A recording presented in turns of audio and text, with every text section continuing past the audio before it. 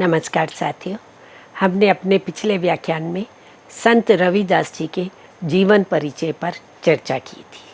उसी चर्चा को आगे बढ़ाते हुए अब हम बात करेंगे संत रविदास जी के व्यक्तित्व को लेकर, उनके स्वभाव को लेकर। संत रविदास परम निष्प्रिय रहे। उनके मन में कभी भी धन सत्ता आदि के विषय में लोभ नहीं रहा।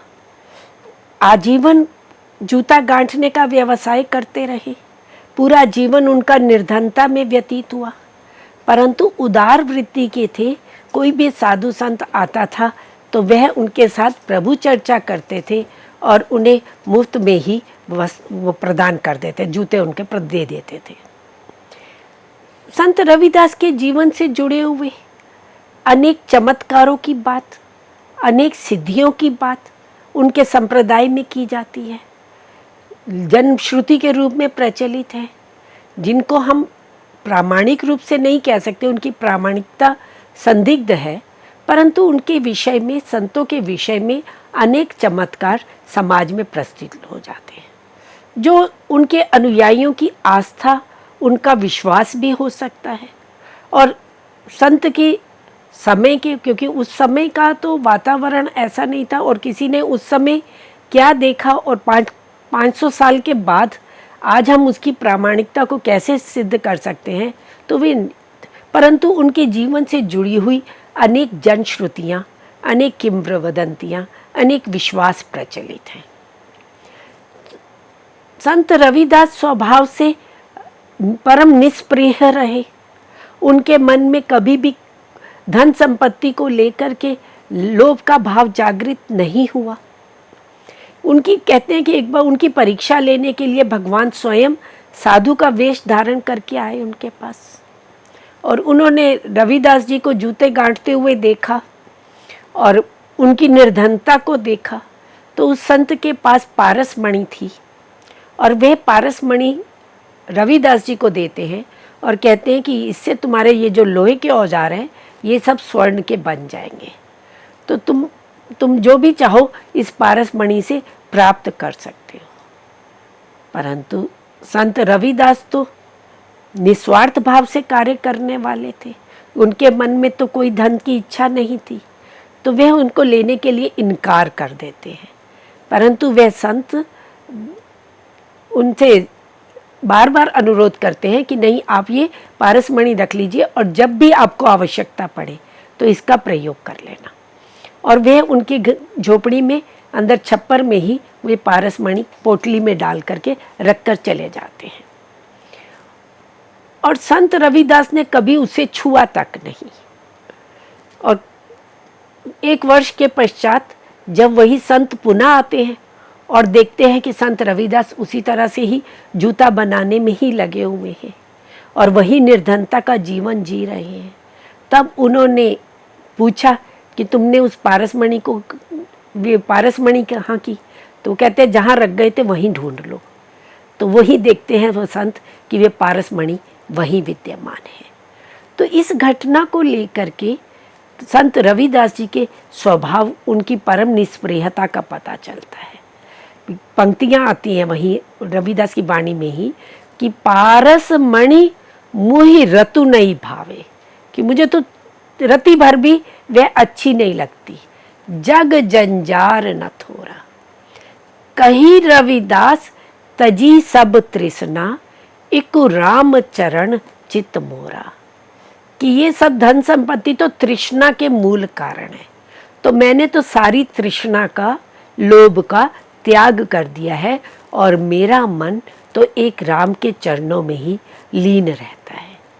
तो ईर्ष्या, द्वेष, तृष्णा, लोभ आदि सभी विकारों से वे दूर थे। संतोषी वृत्ति के थे, उदार वृत्ति के थे। जो को लोरे परम सुख, तौ राखे मन संतोष। रविदास जहाँ संतोष है तहाँ न लागे दोष। वे स्वयं संतोषी वृत्ति के थे और समाज को भी संतोष वृत्ति धारण करने का उपदेश देते हैं कि अगर तुम परम सुख प्राप्त करना चाहते हो तो अपने मन में संतोष वृत्ति को धारण करो, क्योंकि जहाँ संतोष वृत्ति है, जहाँ मन में संतोष का भाव है, वहाँ कोई अन्य विकार नहीं आ सकता। संतोषी व्यक्ति को कोई धन का लोभ सता नहीं सकता, कुछ संसारिक जंजाल उसे संतप्त नहीं कर सकते, और सच्चा सुख संतोष में ही विद्यमान है। कहते हैं सच्चा सुख सत धर्म मही, धन संचय सुख नाही। धन संचय दुख खान है, रविदास समुझी मन माही। कि सत्य धर्म जो है वो सच्चा सुख क्या है, वे सत्य स्वरूप परमात्मा का नाम स्मरण करने में, धन का संग्रह करने में सच्चा सुख नहीं है। और जो धन संग्रह करता रहता है वह वास्तव में दुखों की खान इकट्ठी करता है। और रविदास कहते हैं कि जो ये व्यक्ति इस बात को अपने मन में समझ लेता है और संतोष वृत्ति को धारण कर लेता है, फिर उसे इस संसार का माया जाल अपनी ओर आकर्षित नहीं कर पाता। तो संत रविदास ने केवल उपदेश ही नहीं दिया, अपितु अपने जीवन को आदर्श रूप में, अपने आचरण को आदर्श रूप में प्रस्तुत भी किया। वे स्वयं संतोषी वृत्ति के रहे। उन्होंने अपने जीवन में कभी भी धन को महत्व नहीं दिया। इसीलिए जो पारसमणि की जनश्रुति है वह उनके इस स्वभाव को द्योतित भी करती है। इसी तरह से संत रविदास अत्यंत विनम्र स्वभाव के रहे, सहनशील सहिष्णु रहे, दयालु वृत्ति के रहे, क्षमाशील रहे। संत रविदास और संत कबीर दोनों में अंतर है। दोनों समकालीन हैं, दोनों ही निर्गुण साधना में रत रहते हैं, दोनों ही नाम जप को महत्व देते हैं। परंतु जहाँ संत कबीर अक्खड़ प्रवृत्ति के थे, वे समाज की विकृतियों पर, समाज में फैली रूढ़ जड़ परंपराओं पर आक्षेप करते हुए उनका स्वभाव उग्र हो जाता था। वहीं संत रविदास बड़ी विनम्रता के साथ, बड़ी सहनशीलता के साथ सामाजिक विकृतियों का विरोध करते हैं। समाज में उच्च वर्ग द्वारा अनेक बार उन्हें प्रताड़ित किया गया, अनेक बार उन्हें अपमानित भी किया गया, परंतु कभी भी वे क्रोधी स्वभाव को उन्होंने धारण नहीं किया। उनकी सहन शक्ति दीर्घ रही, दयालु प्रवृत्ति के रहे, क्षमाशील रहे हैं। पुरोहित वर्ग द्वारा, संकुल पंडित वर्ग द्वारा जब उनका अपमान किया गया, जब उन्हें बार बार उनकी परीक्षा ली गई, उनके मंदिर में प्रवेश पर निषेध कर दिया गया, अनेक उनके विषय में जनश्रुतियाँ मिलती हैं। एक जनश्रुति ये भी मिलती है कि संत रविदास जो थे उनको ये कहा गया कि तुम तो ढोंग करते हो, तुम सिर्फ चमत्कार दिखा करके भोली भाली जनता को आकर्षित करते हो, तुम में वास्तव में सिद्धि नहीं है, वास्तव में ज्ञान नहीं है, तो तुम अपने ज्ञान को सिद्ध करो। और काशी तो शास्त्र की नगरी थी, वहाँ तो निरंतर शास्त्रार्थ होते थे, तो इनको शास्त्रार्थ के लिए अनेक बार आमंत्रित किया गया और हर बार दूसरे वर्ग को इनके सामने पराजित होना पड़ा, और इन्होंने फिर भी उनको सदैव क्षमा कर दिया। ऐसे ही एक बार की घटना आती है कि एक पुरोहित वर्ग उनके समक्ष आया और उन्होंने कहा कि तुम बड़ी शालिग्राम की पूजा करते हो, तो शालिग्राम को नदी में तैरा करके दिखाओ। तो उस समय वो कहते हैं मेरे पास तो कोई शालिग्राम नहीं है, मैं तो जिस पे जूता गांठता हूँ ये पत्थर है, ये मेरा शालिग्राम है।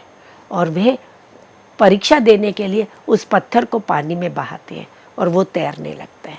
और इस तरह से वे उन पुरोहितों को जो उनकी परीक्षा लेने के लिए आते हैं, उनके अभद्र व्यवहार के लिए उन्हें क्षमा कर देते हैं। उनके भीतर दयालुता का भाव रहा है। संत रविदास समदृष्टा रहे हैं, आस्थावान रहे हैं और निष्ठावान प्रभु भक्त रहे हैं। उनके मन में निरंतर प्रभु भक्ति का भाव विद्यमान रहा है। चाहे वो कुछ भी कर रहे थे, उनका मन निरंतर प्रभु के ध्यान में ही लीन रहता रहा है। मनसा वाचा कर्मणा, वे प्रभु की भक्ति में ही लीन रहे और इसीलिए वे अपने शिष्यों को भी सदैव प्रभु भक्ति करने के लिए उपदेश देते रहे। वे कहते हैं, जाके राम जो धनी ताके काहे की कमी है, कि जिसके धनी, जिसके स्वामी प्रभु राम हो, उनको किस बात की कमी है। मनसा को नाथ मनोरथ पूर्वे, सुख निधान की काहा गिनी है, कि परमात्मा तो सुख निधान है, सुख के सागर है और वे मनुष्य की सभी मनोरथों को, सभी इच्छाओं को पूर्ति करने वाले, पूर्ण करने वाले हैं। जाकी प्रीति निरंतर हरिसो, कहे रविदास ताकि सदा ही बनी है, कि जिसके मन में प्रभु के प्रति निरंतर प्रीति का भाव रहता है, निरंतर प्रेम का भाव रहता है, वही भक्त ही सदैव सम्माननीय रहा है, ताकि सदा ही बनिए, उसके सभी मनोरथ सदैव ही पूर्ण होते हैं। इसलिए प्रभु के प्रति निरंतर एक निष्ठता, पूर्ण समर्पण का भाव संत रविदास की भक्ति भावना में हमें दिखाई देता है। और संत रविदास जी ने कभी कोई अपना संप्रदाय या पंथ नहीं बनाया। मध्यकालीन संत पंथ विरोधी रहे हैं, पंथवाद का उन्होंने निरंतर विरोध किया है, परंतु समाज की विडंबना रही कि जिन्होंने पंथवाद का विरोध किया, आगे चल करके उन्हीं संतों के ही अनेक पंथ संप्रदाय बन गए, उनके शिष्यों ने अनेक संप्रदाय बना दिए। इसी तरह से संत रविदास की साधना को देखकर, उनकी महानता को देखकर के अनेक लोग उनके प्रभाव में आ जाते थे, उनके ज्ञान से प्रभावित हो जाते थे, उनकी शिष्यत्व को स्वीकार कर लेते थे। काशी नरेश ने उनकी शिष्यत्व को सब स्वीकार किया, चित्तौड़ की झाली रानी ने उनकी शिष्या बन गई, यहाँ तक कि मीराबाई जो कृष्ण की परम उपासिका थी, परम भक्त थी, वह भी संत रविदास की शिष्या बनती है। रविदास वाणी में ही मीरा का उन शिष्यत्व ग्रहण करना मिलता है। मीरा पदावली में मीरा स्वयं अनेक बार कहती हैं कि गुरु मिलिया रैदास जी, दीन ज्ञान की गुटकी, कि वे मीराबाई जो है संत रविदास जी के प्रति बड़ा सम्मान का भाव प्रकट करती है कि उन्होंने मुझे ज्ञान की गुटकी, ज्ञान प्रदान किया और मुझे सद्गुरु मिले, जिससे मुझे परमात्मा की प्राप्ति हुई। एक अन्यत्र वे कहती हैं, गुरु रैदास मिले मोहि पूरे, धुर से कलम भिड़े, कि जब से मुझे गुरु के रूप में संत रैदास जी की प्राप्ति हुई है, तब से मेरी कलम भाग्य से जो है वो परम पद की ओर मुड़ गई, परमात्मा की ओर मुड़ गई है। तो इस तरह से वे अपने भाग्य की सराहना करती है संत गुरु रविदास से ज्ञान प्राप्त करने पर। और इन शिष्याओं ने राजस्थान में चित्तौड़ में जहाँ कुंभ श्याम जी का मंदिर है, वहाँ पर संत रविदास जी की छतरी बनाई गई है, तो जो उनके प्रति सम्मान का भाव प्रकट करती है। तो झाली रानी, मीराबाई, काशी नरेश, ये उनके प्रमुख शिष्य बने। तो छोटी जाति के हों अथवा बड़ी जाति के, उच्च जाति के हों, समाज के सभी वर्ग के लोग संत रविदास जी के अनुयायी बने। और आज भी उनके संप्रदाय के लोग राजस्थान में हैं, उत्तर भारत में हैं, अन्य भारत के विभिन्न स्थानों पर उनके संप्रदाय बने हुए हैं, और जो उनकी मूर्ति स्थापित करके उनकी पूजा सम्मान का भाव प्रकट करते हैं। तो और संत रविदास जी के महाप्रयाण की बात करें, उनके देहावसान की बात करें, तो उसके विषय में भी मतभेद है। उनकी मृत्यु को लेकर के भी अनेक मत मिलते हैं। कोई उनकी मृत्यु 1518 में मानता है, कोई 1540 में मानता है, कोई 1527 में मानता है।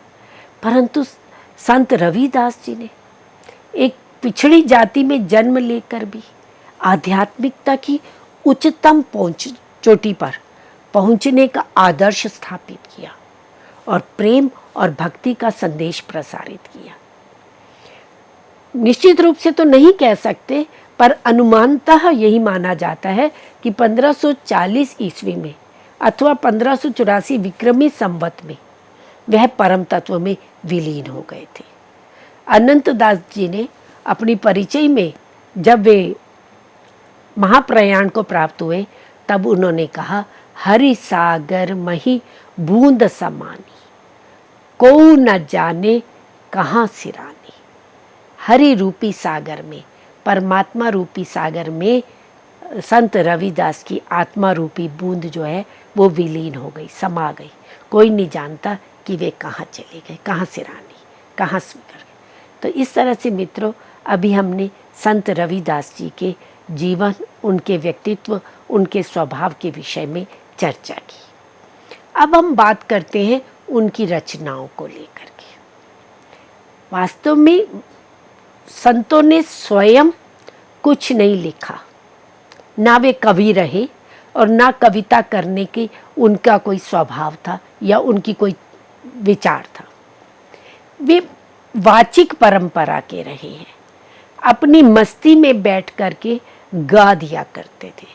पद गायन की परंपरा हमारे यहाँ चली आ रही है, तो भले ही नामदेव संत रहे हों या संत ज्ञानेश्वर रहे हों महाराष्ट्र में, अथवा कबीर, रविदास आदि संत, गुरु नानक देव आदि, सभी संतों ने अपनी मस्ती में बैठकर परमात्मा की भक्ति के गीतों का, पदों का गायन किया और उनको सुनते हुए उनके शिष्य कंठस्थ कर लिया करते थे और बाद में उन पदों का संकलन किया गया और उनके शिष्यों ने फिर हस्तलिखित प्रतियां तैयार की।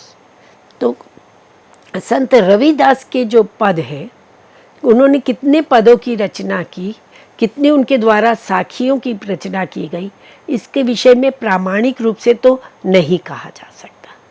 परंतु गुरु ग्रंथ साहब, जिसका संपादन गुरु अर्जुन देव जी ने 15वीं शताब्दी में किया था, और उसमें उन्होंने संत नानक देव जी से पूर्व जो संत हुए उनकी वाणियों का संकलन भी गुरु ग्रंथ साहब ने किया था। उसमें सबसे अधिक पद हमें संत कबीरदास के मिलते हैं, फिर दूसरे नंबर पर संत नामदेव के पद मिलते हैं और तीसरे नंबर पर संत रविदास जी के 40 पदों का संकलन गुरु ग्रंथ साहब में मिलता है, जो सबसे अधिक प्रामाणिक माने जाते हैं। इसके अलावा बेल्विडियर प्रेस प्रयाग में रैदास वाणी की फुटकर रचनाओं का एक संग्रह मिलता है और जो कुछ प्रामाणिक माना जाता है। राजस्थान में संत साहित्य संगम, बीकानेर में उनकी द्वारा रचित हस्तलिखित पदों की प्राप्ति हुई। जोधपुर में, जयपुर में काशी नागरी प्रचारणी सभा काशी में हस्तलिखित पदों की प्राप्ति हुई। तो ये जो हस्तलिखित प्रतियां जो उनके विभिन्न शिष्यों द्वारा समय समय पर संकलित संपादित की गई थी, उनका संकलन करके डॉक्टर बीपी शर्मा ने संत गुरु रविदास वाणी नाम से संपादन किया और इसमें 177 पद हैं और 41 साखियाँ हैं। इनमें से अधिकांश पद वही हैं जो गुरु ग्रंथ साहब में भी मिलते हैं। तो ये अधिकांशतः प्रामाणिक माना जाता है और पाठ्यक्रम में भी इसी डॉक्टर बीपी शर्मा संपादित गुरु रविदास वाणी ही निर्धारित की गई है और डॉक्टर बीपी शर्मा ने ही रविदास जी के पदों और साखियों के अतिरिक्त रविदास कबीर गोष्ठी और प्रहलाद चरित, इन 2 रचनाओं का भी संग्रह इसी वाणी के परिशिष्ट में किया है। तो ये उनकी रचनाएं हैं जो आज उपलब्ध हैं प्रकाशित रूप में।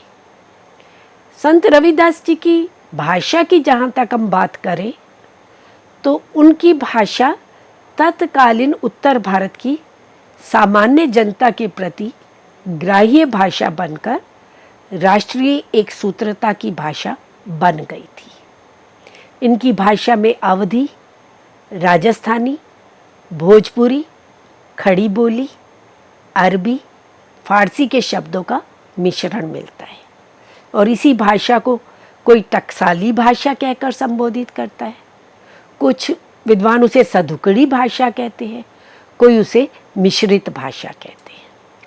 तो इस तरह से हम देखते हैं मध्यकालीन जितने भी संत हुए, चाहे वे गुजरात में रहने वाले थे या महाराष्ट्र में थे या पंजाब में थे या उत्तर भारत में उत्तर प्रदेश की तरफ रहने वाले थे, सभी संतों ने इस भाषा को अपनाया है, जिसमें अवधी के शब्द भी मिलते हैं, राजस्थानी के शब्द भी मिलते हैं, भोजपुरी के शब्द भी मिलते हैं, और आज जो खड़ी बोली हिंदी प्रचलित है उसके शब्द भी मिलते हैं। क्योंकि सभी संत यायावरी वृत्ति के रहे, भ्रमणशील रहे, तो विभिन्न संतों के साथ उनका समागम हुआ, समाज के में से उन्होंने शब्दों को ग्रहण किया और वे शब्द उनकी वाणी में प्रस्तुत हो गए। तो इस तरह से वे भाषा जो विभिन्न बोलियों के रूप में समाज में प्रचलित थी, एक राष्ट्र भाषा बन करके राष्ट्रीय एक सूत्रता की भाषा बन गई। गुजरात में बैठा हुआ भी वही भाषा अपना रहा है, राजस्थान में बैठा संत भी इसी भाषा को अपना रहा है, और हिंदी भाषी क्षेत्र में रहने वाला भी इसी भाषा को अपना रहा है। तो ये मिश्रित भाषा या टकसाली भाषा ही पूरे हमें मध्यकालीन संतों की भाषा के रूप में दिखाई देती है। और संत श्री रविदास अपने विचारों को जिस सटीक शैली एवं प्रभावशाली भाषा में प्रस्तुत करते हैं, वह उनकी विलक्षण उपलब्धि है। भाषा और शैली पर उनका पूर्ण अधिकार रहा है। संत नाभादास ने जो श्री भक्तमाल की रचना की, उसमें वे उनकी भाषा की प्रशंसा करते हुए कहते हैं कि उनका विषय विस्तार, उनकी शब्द चयन सामर्थ्य, उनके संकल्पों की अभिव्यक्ति, समुची भाषा शैली प्रशंसनीय है। वे उसकी भूरी भूरी प्रशंसा करते हैं। तो ये तो मित्रों अभी हमने संत रविदास जी की भाषा की बात की। अब हम बात करते हैं उनकी वाणी का मुख्य वर्ण्य विषय क्या रहा है, उनकी वाणी का मूल प्रतिपाद्य क्या है। मूल वर्ण्य विषय तो उन्होंने नाम स्मरण को महत्व दिया है, नाम जप की बात की है, सत्संगति को महत्व दिया है, भक्ति की महिमा का गुणगान किया है, सामाजिक बाह्य चारों का विरोध किया है, सत्संगति संत महिमा को महत्व दिया है, गुरु के महत्व को माना है, और सामाजिक धार्मिक क्षेत्र में जो भी संकीर्णताएं रही, चाहे वो जातिगत भेदभाव से संबंधित थी, ऊंच नीच के भेदभाव से संबंधित थी, या रूढ़ परंपराओं को लेकर जो भी विकृतियां समाज में थी, धर्म के क्षेत्र में जो आस्था विश्वास थे उनका विरोध किया, और मानवतावाद का संदेश ये इनकी वाणी का मुख्य प्रतिपाद्य रहा है, जो उन्होंने समाज को प्रबोधित किया है। ज्ञान और प्रेम परंपरा, भक्ति का अद्भुत संगम संत रविदास जी की वाणियों में हमें देखने को मिलता है। सहज भाव भक्ति को सर्वाधिक सरल एवं परम प्रियतम के साक्षात्कार का श्रेष्ठ मार्ग उन्होंने कहा है। वे कहते हैं, प्रेम पंथ की पालकी रविदास बैठियो आए, साचे सामी मिलन को आनंद कहियो ना जाए। तो उनकी भक्ति भावना जो है वो प्रेम भक्ति है, प्रेमा भक्ति है, प्रभु के प्रति प्रेम भाव से युक्त है, और जो इस भक्ति को आनंद को एक बार चख लेता है, उसे फिर कुछ और भौतिक सुख, भौतिक आनंद अपनी ओर आकर्षित नहीं कर पाते। प्रभु से पूर्णतया तादात्म्य स्थापित करने वाले का संत रविदास राम रसामृत में इतना तृप्त हो गए कि प्रतिपल राम रस का प्याला पीने पर भी राम नाम की खुमारी जो है वो नहीं छूटती है। इसीलिए वे कहते हैं, पिया राम रस पिया रे, भरी भरी देवे सुरती कलाली, दरिया दरिया पीना रे, पीवतु पीवतु आपा जग भूला, हरि रस माही बौराना रे, कि ऐसा राम रस पी लिया दरिया दरिया, मन भर करके खूब आनंद से उसको पी लिया कि उसके उसमें हरि रस में ही, उस आनंद में ही मैं क्या हो गया, बौराना, उन्मत्त हो गया, पगला गया कि अब अन्य कोई रस मुझे अच्छा नहीं लगता है। उसके प्रभु रस के सामने जो सांसारिक रस है, वे मदिरा का जो रस है वे तुच्छ है। और इनकी वाणियों में रविदास जी की सरल हृदयता, गहन भगवत प्रेम, ईश्वर के प्रति एकांत निष्ठा एवं दृढ़ विश्वास तथा आत्मसमर्पण के भाव ही अधिक पाए जाते हैं। पूरा एक बिंब प्रस्तुत कर देते हैं। ये कहते हैं, मुकुर माँ पर छाई ज्यों, पुहुप मध्य ज्यों बास, तैसो हुई श्री हरि बसे हृदय भये रविदास। कि जैसे दर्पण में परछाई दिखाई देती है, जैसे फूल में उसकी सुगंध होती है, उसी तरह से हृदय के भीतर श्री हरि का, प्रभु का निवास है। इस तरह से संत रविदास जी का साहित्य सामाजिक संदर्भों में प्रेम, करुणा और मानवीय उदारता का काव्य है। इनके साहित्य विशेष साधना परक विचारों से ओतप्रोत है और समाज को नई दिशा में मोड़ने का एक सफल प्रयास है। एक चर्मकार के प्रति समाज की हीन और उपेक्षित दृष्टि इनके काव्य में प्रेम और सौहार्द का संदेश लेकर के आई है। और इसीलिए वे कहते हैं, हरिजन हरि बिनु और न जाने, तजे आन तनु त्यागी, कहे रविदास सोई जन निर्मल, निस दिन निज अनुरागी। कि वही व्यक्ति निर्मल है, वही शुद्ध है, जिसका मन निरंतर परमात्मा में, प्रभु भक्ति में लीन रहता है। इस प्रकार संत रविदास की वाणी ने भक्ति का मार्ग दिखाकर तत्कालीन समाज को हीनता और दैन्य से निकालकर आत्मविश्वास का एक मार्ग दिया, सामाजिक समता का मूल मंत्र दिया और संघर्ष के स्थान पर सामाजिक न्याय की पृष्ठभूमि प्रस्तुत करने में एक अभूतपूर्व सांस्कृतिक सहयोग दिया। इस तरह से मित्रों, आज हमने संत रविदास जी के जीवन परिचय और उनकी वाणी के प्रतिपाद्य पर, उनकी वाणी के महत्व पर चर्चा की। अपनी इस चर्चा को यहीं समाप्त करते हैं। धन्यवाद।